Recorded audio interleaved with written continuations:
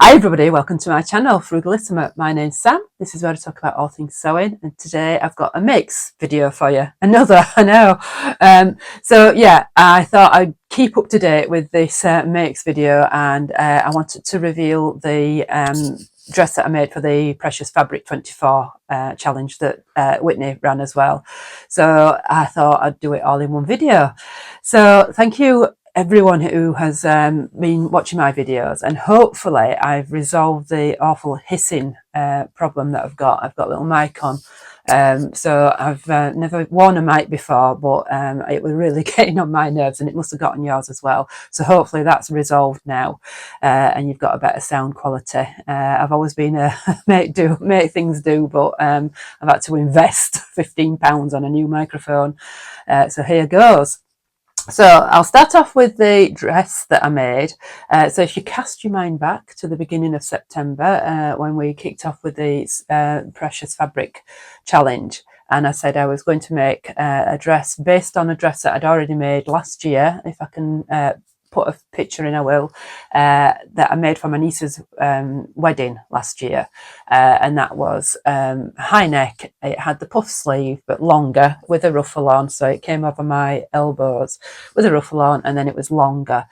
This is something that I've drafted myself, so in theory it should have been an easy make. However, when I twirled it in this gorgeous leopard print duvet, it was too tight. It was too tight around my rib cage and waist. So I twirled it again in this glorious pink poly cotton. Let me just show you here. I haven't finished it off. There was no point, but I just needed to make some adjustments, and all I did essentially was add a centimetre to the front and back centre seams, which is probably the lazy way of doing it, but it worked. And you do what works, don't you? And then always good to go. So making 212s is probably a bit excessive, but you know, it was precious fabric. It cost me more than £12 a metre, and I wanted it right.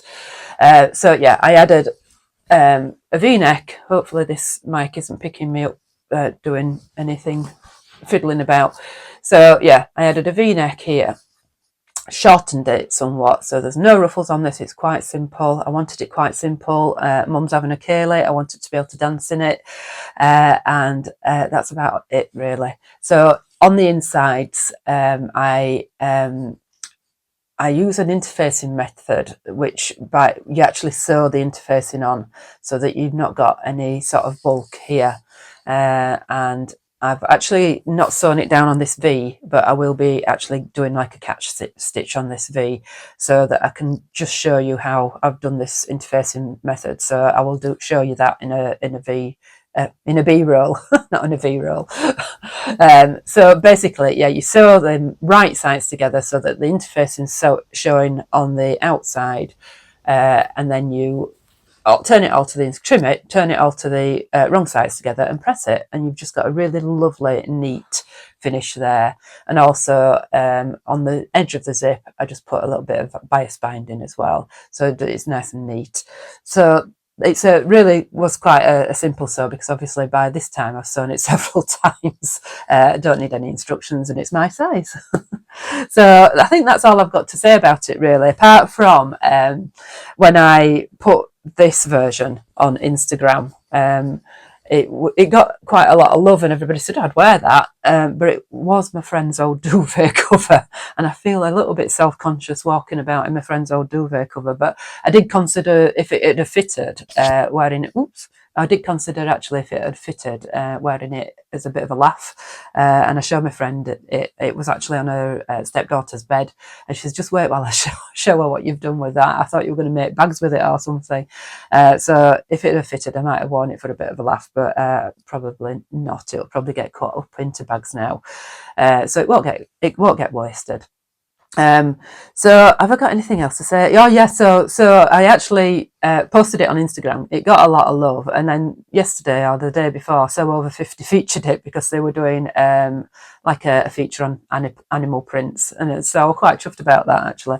But it's never had the hem sewn or the actual sleeve sewn or anything like that. I'm quite pleased that Whitney has pushed us to actually sew this fabric because I've had it several years. It is a Liberty print. I loved it, just never got the right fabric for it. So the actual challenge getting it sewn up and me having something to sew it for was really, really useful. So thank you, Whitney, for pushing me to get that sewn up.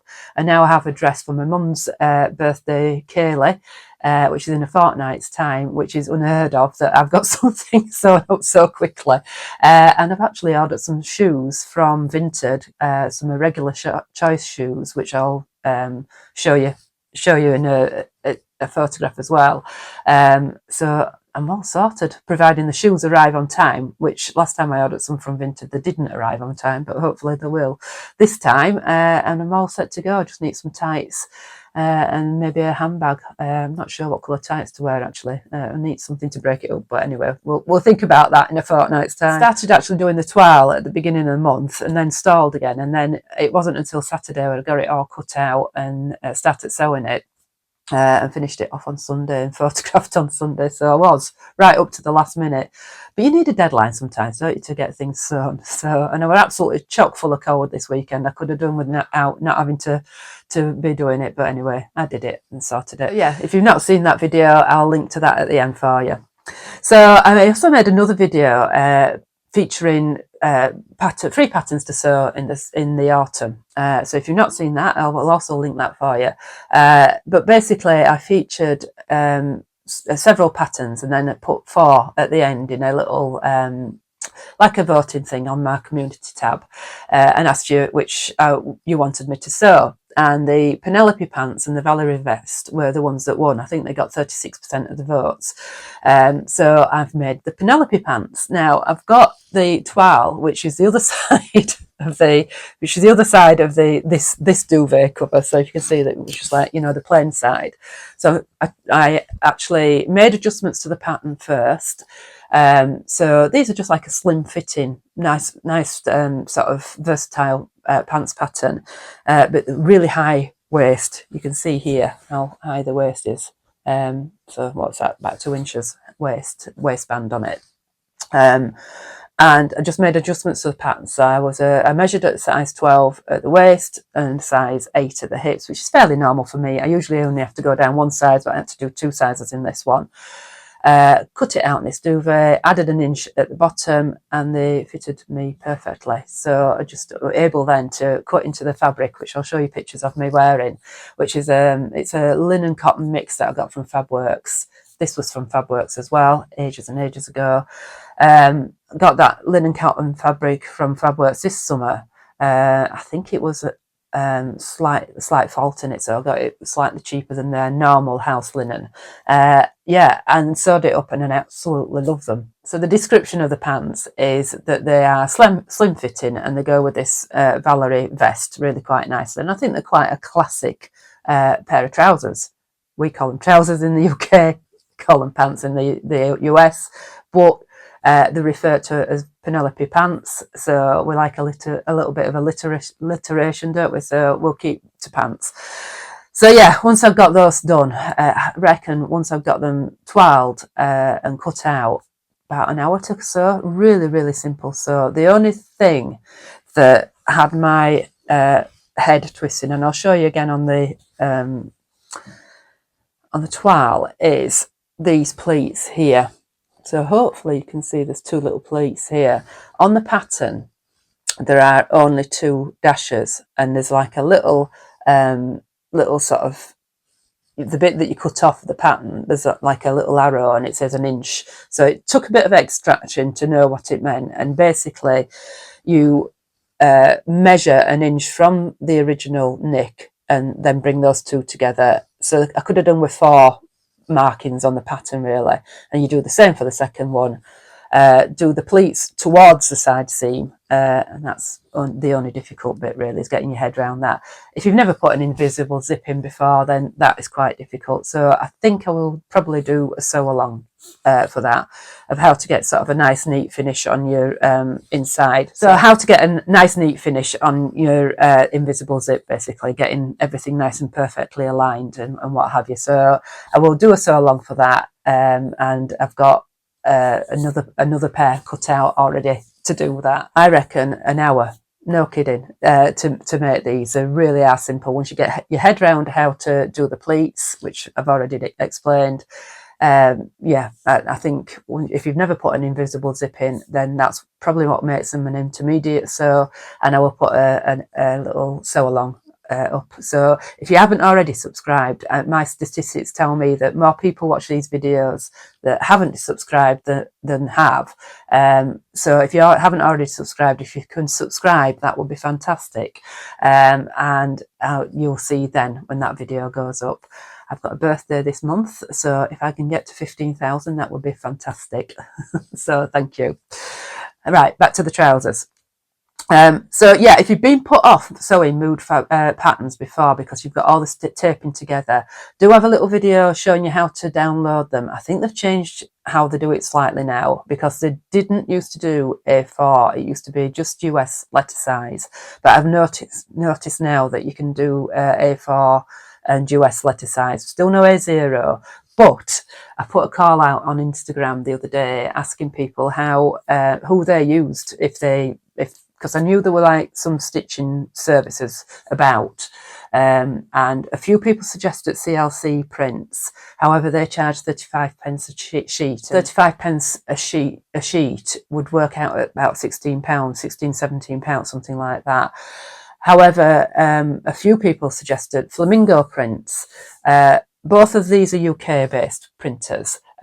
Flamingo Prints reckon they can get 16 A4 sheets will fit onto one A0, and for 48 sheets, that's like 3 A0s.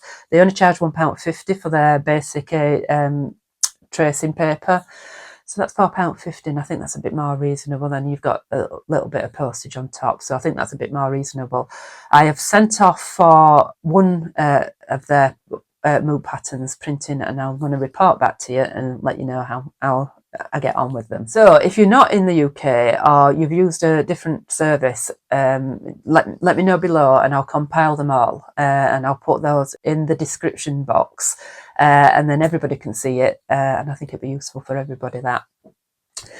So yeah, thank you everyone who voted. There were 238 votes. That's fantastic. I'm really, really bowled over by that. Thank you so much. I was actually hoping that everybody would vote for the Riley shirt, which you can just about see here. I'll just move it across a little bit. Hopefully you can see it better.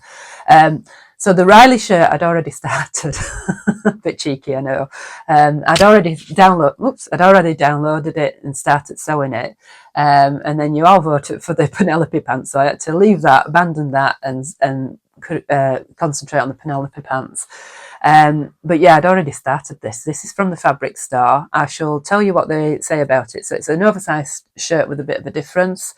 So it's oversized as in it's not really big and billowy. It's just got clean lines, but it's got all these pocket details. So you've got two pouch pockets here. Then you've got your inseam pocket, which you probably can't see, but I've got a photograph of it here. Then you've got these oversized cuffs here. Then you've got at the back, you've got the yoke with a pleat. I've done it the other way than they've done it. You can do it either way. I prefer it that way. So it's more of a vent rather than a back pleat, and then really sort of deep curved hems, which you can't see here, but I'll show you photographs. I opted to do this button, double button detail here. Pinch the buttons off another shirt, actually, a ready-to-wear shirt that you might see in another video, and loads and loads and loads of top stitching, not for the faint-hearted, this one. And then your extra details are it's all French seamed on the inside. Now, this is where I stalled a little bit. I am not a stranger to French seams, as you can imagine. I love French seams. I'm not a stranger to French seams around pockets. However, the instructions were very, very patchy about how to do these French seams around the pockets. So if I can just strip Mandy back a little bit and show you. I'm back. Phone rang as well, so I had to shoot off. Right, so the French seams. Normally, you would have an inseam pocket that doesn't dip down like that and like get caught into those seams. But the instructions on this were I just really kept my head scratching. So as you can see, I've got a raw edge here, which I'm not happy about, but it's staying. And I'd probably use a different method for doing the French seams. And obviously it's not caught in there, it's all a bit weird. But if I hadn't told you about that, you wouldn't know. But just, when you're sewing it up, you want things to go smoothly, don't you? So there's quite a bit of unpicking on this one. Also, all this top stitching, I tend to keep my press a foot in the middle and then move my needle across. And then when I went on to do a French seam, I kept it on the wrong width and had to unpick one of these French seams all the way down. It was only one seam. It was only done on one seam, one turn of the seam. But yeah, there were a fair bit of frustration, shall we say. I'm not complaining. Fabric Store provide lots and lots of free patterns. They're free of charge, and it is classed as an intermediate one. So it just took quite a bit of head scratching. Did this one, and I'm not going to do a tutorial for it. I'm sorry, I haven't got time. But you can see, you've got top stitching on the under sleeve seam. Really, really difficult to do once it's sort of on the machine, and top stitching down here on the bottom of here. I'm probably going to wear the cuffs turned up. I think they're a bit disappointing that they're not buttoned. So they're a bit wide. So I'll probably wear them like that. What else is to say? Not a lot really. I made it from let me just see what it's called. It's flat weave cotton from Fabworks. Bought it a couple of summers ago. Made it in just 1.5 meters of fabric. They're suggesting you need 2 to 3 meters, and obviously Fabric Store designed for linens, so I've done it in a cotton. But other than that, all went well. So that's that. Let's just put it back on here nicely so that you're not looking at a mess. The first thing that they get you to do is to do that curved hem, which I think is probably a good idea. And they ask you to sort of sew it by 1/4 meter, turn it under as a guide, and then press it flat, so you've got a double hem. And I think that worked well. But other than that, the French seams instructions just a bit odd. So I made a size 8 to 10, and it fits perfectly. It's not oversized; it's just long. And that's the design of it. Right, so that's it for what my makes are. For plans for October, then I've got another two pairs of Penelope pants planned. I've got one pair cut out. I've got another pair in cobalt blue. So one of those I will film for you and show you how I do that zip technique. I've also got a Valerie vest cut out. I probably won't do a sew along for that because I don't intend on making more than one, and I do like to sew one up before I do a sew along for it so that I know what I'm doing and I don't confuse you. And I've got one cut out in matching the linen ones that out of the Penelope trousers that I've got. So yeah, I've got one of those cut out and ready to go. I've got a pair of jeans that I plan on making, so I'm wanting to put a jeans making class on, and Katie's very kindly, who does the drafting classes at my studio, has drafted a pair of jeans, so they need to be sewn up this month. What else? Oh yeah, Becky and Karen. Becky from Notes on the Sewing Room and Karen from So Little Time are doing Silk Cycle again this year. So I've got a video coming out on Friday for that, so watch out for that. If you subscribe, you'll see it. And I've also downloaded the Baxter shirt. Baxter shirt is from Sewing in the City. I've never sewn any of her patterns before. I know lots of other people have, but I haven't. So yeah, looking forward to sewing that. It's got some lovely details at the back with buttons on the yoke. So it's a looser fitting one, not as long as this one, but you have got the opportunity to make it longer length. So you've got 3/4 length roll up sleeves, 2-piece collar, and then you've got a large chest pocket and the curved hem. So hopefully I'll get that sewn this month. I've got a lovely viscose, light blue viscose, which will go with those Penelope pants. Might have time to make a cheeky little handbag out of what's left over of this Liberty fabric, because I don't want to waste any of it. But I always think I've got more time than I actually have. So that's it for me. Don't forget to watch out for Friday's video, and subscribe and like, and leave in the comments if you've got any suggestions for printing in your part of the world, or any printers that you've used, and let me know if you're going to sew any of these. Thank you so much for watching. Bye.